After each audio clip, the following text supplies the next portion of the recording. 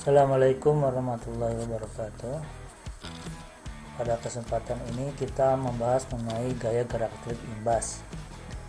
Pada pembahasan gaya gerak listrik imbas ini, pertama-tama kita membahas mengenai flux magnet. Flux magnet itu adalah merupakan jumlah-jumlah garis gaya yang menembus tegak lurus suatu permukaan. Kita dapat menggambarkan medan magnet dengan menggunakan garis-garis yang disebut sebagai garis gaya induksi magnet atau garis gaya magnet. Arah garis singgung garis induksi atau garis gaya magnet ini menyatakan arah vektor induksi magnet B. Perhatikan medan magnet yang dihasilkan oleh kawat berarus listrik yang lurus, kawat yang sangat panjang dari hukum Ampere dan temuan Ørsted, juga dari hukum filsafat untuk menentukan besarnya. Nah, arah medan magnetnya pada setiap titik di sekitar kawat berarus listrik itu adalah setiap titiknya seperti ini. Untuk di titik ini dia menyinggung lintasan yang tadi ya, yang melingkar ini arah medan magnet. Di titik ini, di titik sebelahnya, di titik sebelah sini, di titik di sebelah sana arahnya ke sana, di sini ke sini, dan dari yang belakang ke kiri ini, yang sini ke sana. Ini arah medan magnet B-nya ya, ditunjukkan oleh garis-garis gaya magnet. Besar vektor induksi magnet dinyatakan oleh kerapatan. Maksudnya semakin rapat maka semakin besar medan magnet di situ. Tadi sudah disampaikan bahwa flux magnet adalah jumlah garis gaya induksi magnet yang menembus luas suatu permukaan. Nah, ini dinyatakan dalam persamaan flux sama dengan ini simbolnya flux seperti ini sama dengan integral B dot dA, di mana dA adalah elemen luas permukaan yang dapat dinyatakan dalam simbol S. Di S ini boleh juga dinyatakan dalam simbol A, atau ditulis ini karena ini dot produk, maka flux sama dengan besarnya B kali besarnya dA kali cos theta, di mana theta adalah sudut antara vektor B dan vektor luas atau vektor elemen luas dA. Dari persamaan tadi bisa disebutkan bahwa flux magnet merupakan jumlah komponen garis-garis induksi magnet yang menembus tegak lurus permukaan S atau permukaan A, atau besarnya proyeksi vektor medan magnet yang sejajar vektor permukaan dA. Sehingga besar medan magnet bisa juga disebut sebagai rapat flux. Nah, jadi B kalau dinyatakan itu adalah flux dibagi A. Jika satuan flux magnet didefinisikan sebagai Weber, disingkat Wb, maka satuan medan magnet adalah Weber per meter persegi, yang kita kenal sebelumnya dengan istilah Tesla ya, satuan Tesla. Jadi 1 Tesla itu sama dengan 10 pangkat 4 Gauss sama dengan 1 Weber per meter persegi. Nah, makanya ini dikatakan medan magnet ini sebagai flux perluas atau kerapatan flux. Jadi ini yang sebelah, yang Weber ini adalah satuan untuk flux. Jadi Weber per meter persegi adalah satuan untuk medan magnet yang sama dengan Tesla. Contoh, berapa flux magnet yang menembus permukaan seluas 2 meter persegi dari sebuah medan homogen sebesar 5 Tesla jika medan magnet menembus tegak lurus permukaan, medan magnet sejajar permukaan, medan magnet membentuk sudut 60 derajat terhadap vektor permukaan. Untuk vektor permukaan tegak lurus terhadap permukaannya ya. Jadi kalau kita menyatakan permukaan, ada istilah permukaan, ada istilah vektor permukaan. Jadi vektor luas atau vektor permukaan selalu tegak lurus dengan permukaannya.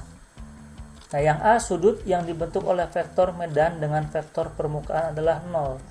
Karena medan magnetnya menembus tegak lurus permukaan. Misalkan ini permukaannya. Maka arah ini permukaan, maka vektor permukaan tadi tegak lurus dengan permukaan. Nah, jadi vektornya permukaannya ke sini, vektor luasnya.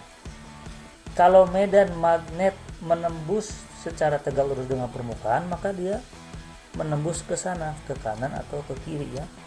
Kalau digambarkan misalkan medan magnetnya ke kanan, nah ini menembus secara tegak lurus terhadap permukaan. Maka sudut antara A dan B-nya adalah sama dengan 0 karena luas dan medan magnetnya searah. Jadi θ-nya sama dengan 0. Sehingga kalau dimasukkan ke persamaan flux, B besarnya dA kali cos θ, dengan θ sama dengan 0, maka B kali dA kali cos 0. Kita tahu cos 0 adalah 1. Nah, sehingga B-nya 5, integral 5 kali dA kali 1. Nah, jadi 5 kali dA, dimana integral dA ini adalah A sama dengan luas. Dalam soal tadi luasnya diketahui sama dengan 2 meter persegi, sehingga diperoleh fluxnya sama dengan 10 Weber ya. Nah, sekarang sudut yang dibentuk oleh vektor permukaan dengan vektor medan adalah 90 derajat. Kenapa 90 derajat untuk yang B? Yang B tadi itu medan magnetnya sejajar dengan permukaan. Jadi kalau permukaannya seperti ini, maka arah vektornya ke atas. Nah, sejajar permukaan berarti B-nya sejajar dengan permukaan ini, sehingga membentuk sudut 90 derajat terhadap vektor permukaan ininya atau vektor luas. Jadi θ-nya sama dengan 90 derajat. Sehingga kalau dimasukkan ke persamaan flux, ini B kali dA kali cos θ, θ-nya 90 derajat, maka diperolehlah integral 5 kali dA kali 0, jadi sama dengan 0 Weber. Nah, ini mendapatkan hasil 0 Weber ini wajar karena medan magnetnya sejajar permukaan, artinya kan tidak ada medan magnet yang menembus permukaan. Sehingga sesuai dengan definisinya, flux tadi itu medan magnet, garis-garis medan magnet yang menembus tegak lurus permukaan. Karena sejajar dengan permukaan, maka tidak ada yang menembus secara tegak lurus terhadap permukaan. Artinya fluxnya sama dengan 0. Jadi hasilnya sesuai dengan definisi flux ya. Jadi di sini hasilnya 0.